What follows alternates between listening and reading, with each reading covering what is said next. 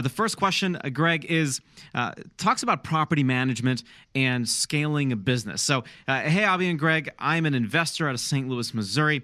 I'm thinking about scaling my portfolio, and I realized I might need property management because self-managing just is no longer working for me. I can't keep driving around the city.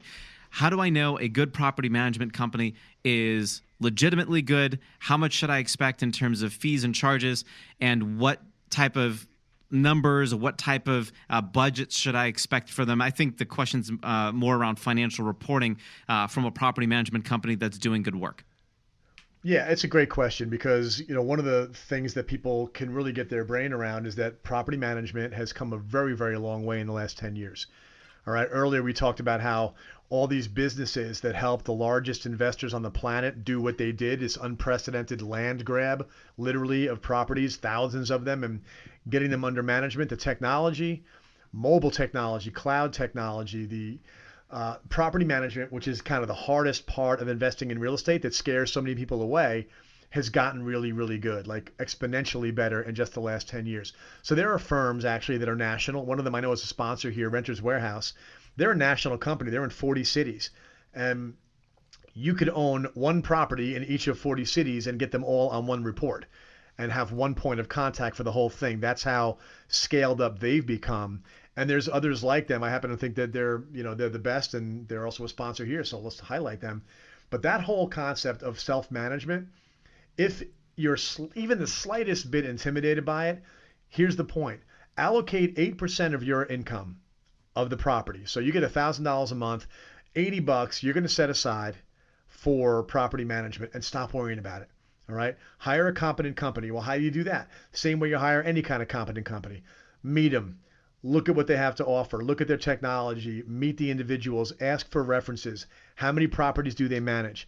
Some of the things that I'm going to want you to look for is that the best property managers, in my opinion, have understood there are two different things going on in managing a property.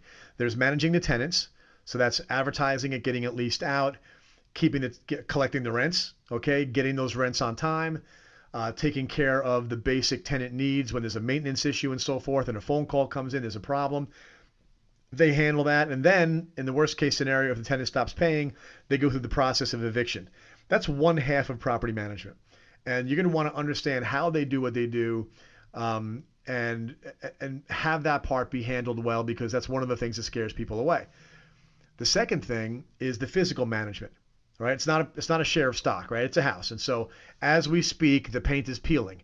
As we speak, the grass is growing, right? So it never stops. And so maintenance and repairs are a fact of life, and that is handled on a different front. Now, some of the companies that I have a lot of respect for their model, they handle the tenant management locally because they have to advertise and show the rental and keep it occupied and have a relationship with that tenant. But then when it comes to making a phone call and saying the front door is off the hinges, you call in, you go to a call center, the call center sends somebody out, they monitor it, they've got people, in the call center who are managing and supervising the speed of turnaround and things like that. All of that exists now, like top quality customer service techniques, as contrasted, for example, with one guy locally who's a local property manager who handles all that stuff with a staff of two.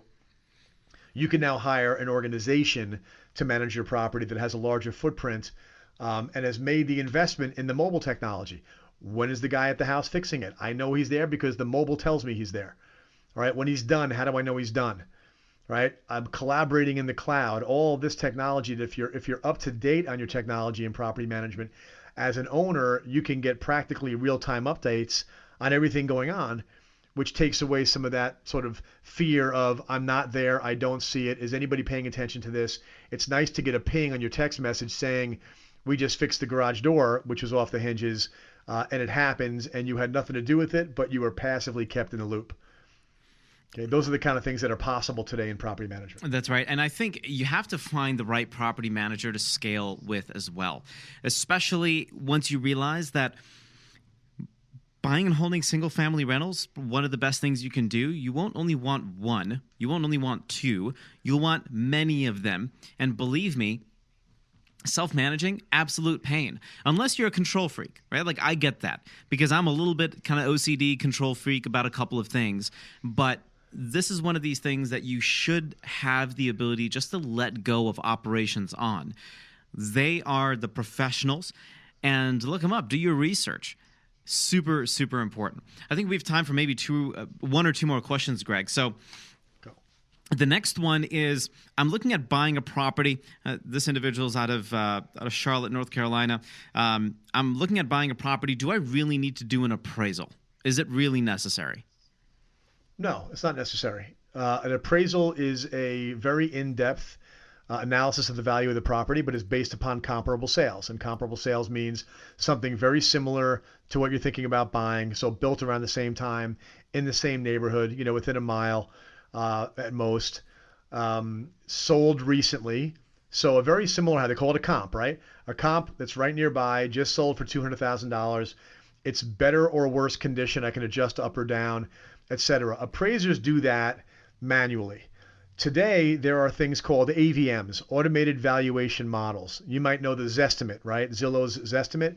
That was the first AVM to ever become branded in the public eye, but there are others now. And large investors, clients of mine, us ourselves on our website, big lenders, government entities, all these organizations that live and breathe on accurately putting values on properties, they use AVMs. And if you do an AVM, meaning you let the robot tell you what you think it's worth, we'll do 2 or 3. You can go to ownamerica.com, then you can go to Zillow, then you can go to Redfin and see what 3 robots think the house is worth. Then you drive by the house and you see if it's in the same condition of the houses around it, or it's better or worse. If it's in worse condition, shave a few percentage points off of it. You can get the opinion of a real estate broker. They will tell you for free what they think a property is worth, and they'll run comps as well. So use them to buy houses if you're going to do that. You don't want to use them and then not have them be compensated for it. But you can pay them $100 and have them do what they call a BPO, broker price opinion, or a CMA.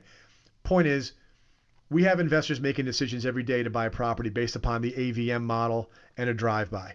Some get an opinion for $100 from a realtor. They don't spend $400 on an appraisal. I don't think you need to, because at the end of the day, they're the same thing.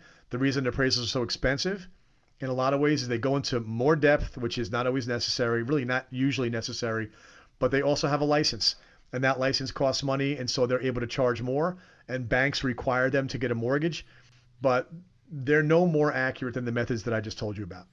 Yeah, I agree with you. I mean, I would say the only time an appraisal is really, really necessary is if you're doing a fix and flip and you want to justify value on the exit. Then it makes sense because you're going to a lender and saying, hey, this is what the future value of this is going to be. And then that makes a little bit more sense on my side. But if I'm looking when the lender's involved, you're going to need to get an appraisal, and then exactly. There for sure, right? They're going to hold that appraiser accountable. But what you want to know is what the house is worth. And this is, again, where it comes down to learn how to use the tools yourself, because you can become an expert. That's what everybody should want to do. Become an expert on these markets, become an expert on the 100%. data and on the valuation.